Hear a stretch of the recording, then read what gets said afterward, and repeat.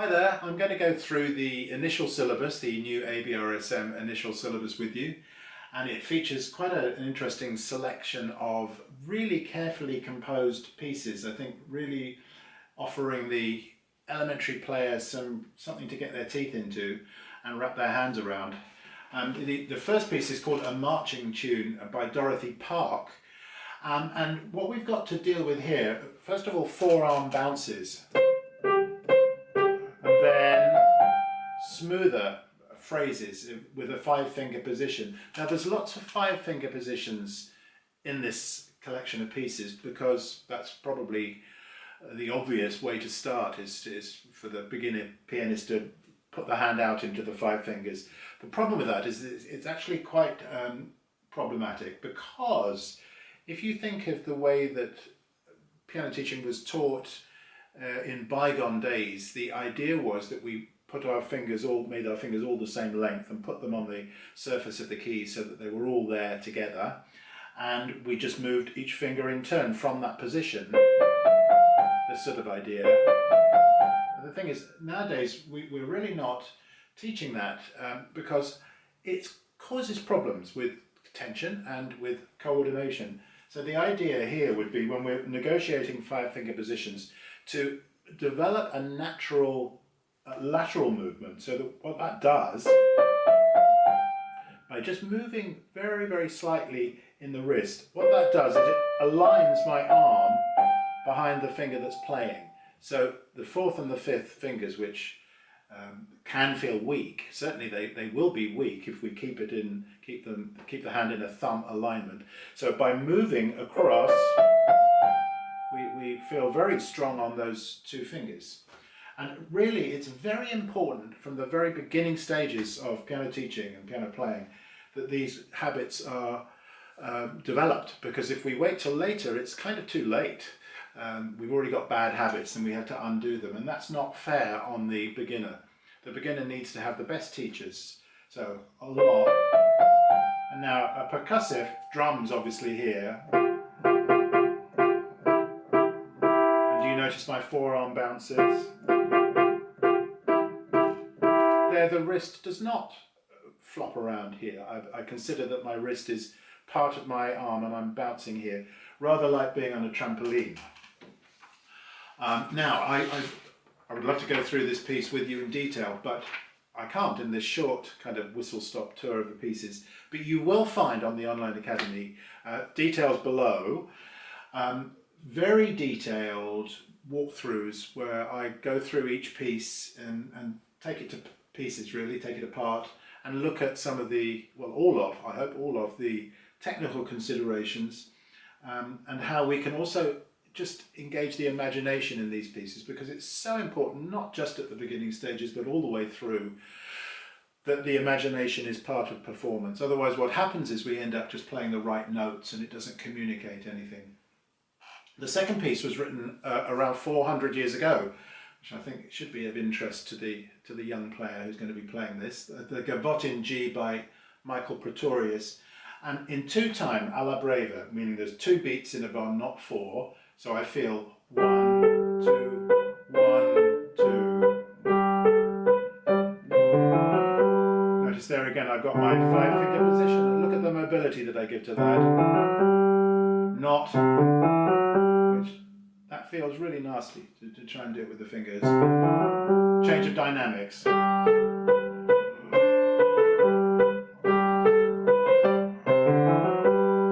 Notice there that there's a little bit of a variation going on in bar 6 and 7 compared to bars 2 and 3. What are the differences between and? See, these are the sorts of things that you could invite your young pupils, if you're a teacher, to discover for themselves.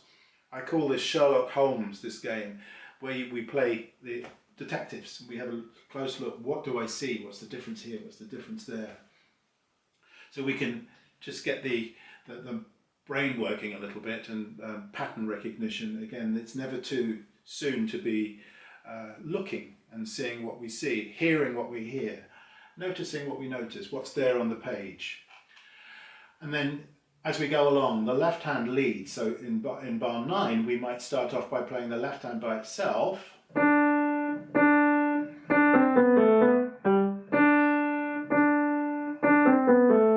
answer it with the right hand. And again, notice here how I'm behind my pinky. My arm is behind my pinky. And I'm dropping in.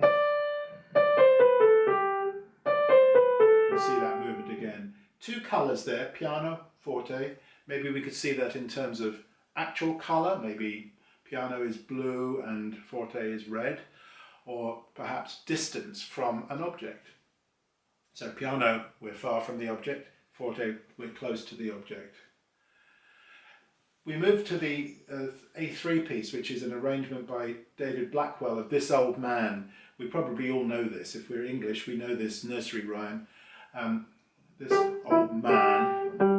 And I like it's very funny what he's done there. Really good, because he's saying, let's just make it into a dialogue between the two hands. And then smooth. Now the right hand at the beginning, even though it's in the key of C, the whole thing, has been in the 5-finger position on D. Then it moves down. And that's really good for, again, mobilizing the hand. The left hand stays in the C position all the way through. Now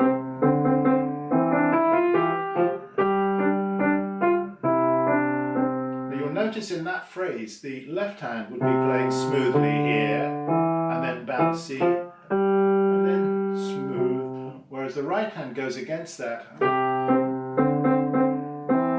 So as we're joining in the left hand, we are bouncing in the right hand, creating different touches between the hands. And I've got a good exercise I can suggest for that, which involves playing 5-finger positions but with different touches. So we might do something like this: legato, notice I'm moving, then go to a staccato, and then mix and match, one hand legato, and then we switch that around. In the video the video walkthrough, I will show you developments of that exercise so you can extend it a little bit. So this piece again, really good, really clever, because when the tune comes back again, forte, the roles are reversed. The left hand now begins, and the right hand answers. This music is now different, as is this.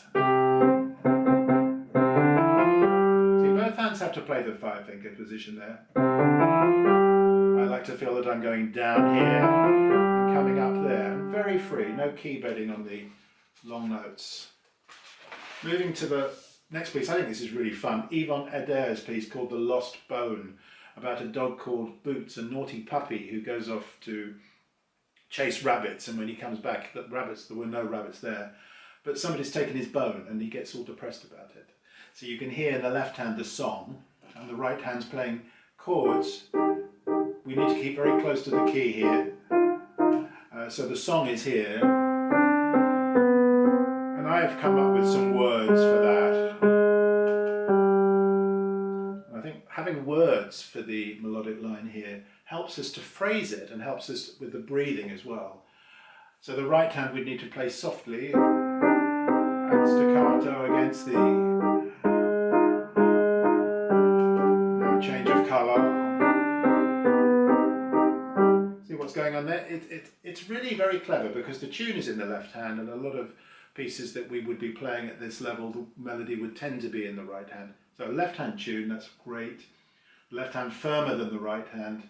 And I love the ending. I feel like I shouldn't really be giving this away, but at the end we find we've got a major ending. So in our story here of Rabbits and Bones, perhaps the dog, our little puppy called Boots, isn't entirely depressed at the end. Moving to the B2 piece, the Under the Acacia Tree of June Armstrong. Really nice piece, really calm, lovely ideas here. We've got fifths in the left hand broken, and moving to a D position against a smooth melody in the right hand. Breathe. sequence. So she set up a pattern here, which looks like it's going to repeat. It does there, but look what happens here.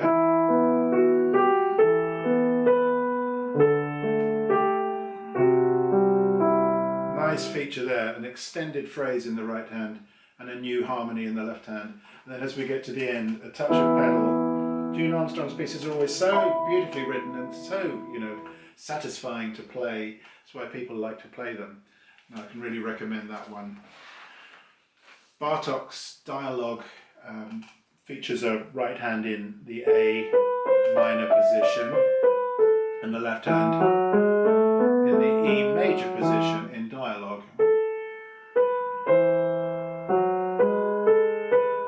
Phrasing is important here, a little bit more there,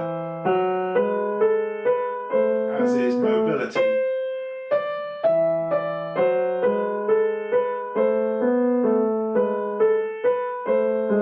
Surely a little bit of time at the end. And then Alan Bullard, a really fun piece, it's called Dodgems. It's at the fairground. We've got the two cars, the two Dodgem cars kind of butting into each other gently here.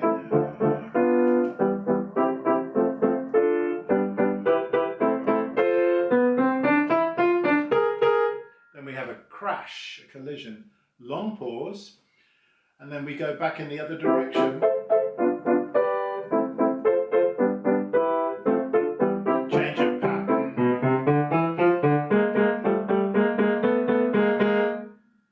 See the even bigger collision the second time. Very long pause, and a kind of tiptoeing away,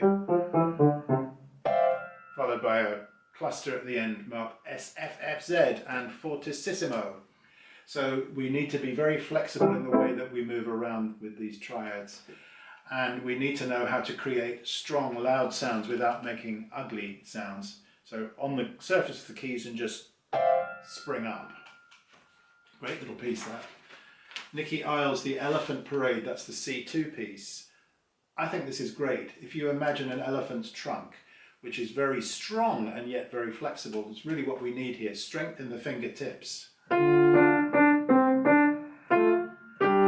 yet flexibility in the wrist and up the arm.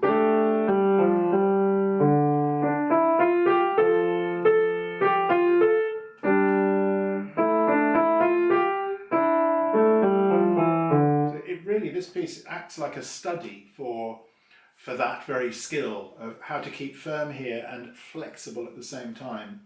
And again, really good variation between the beginning phrase and where the phrase comes back later. And also teaches us how to play repeated notes with shaping here in the hand. And then we have Ivana Ludova's piece, The Long-Eared Bear. Again, contrasts in texture and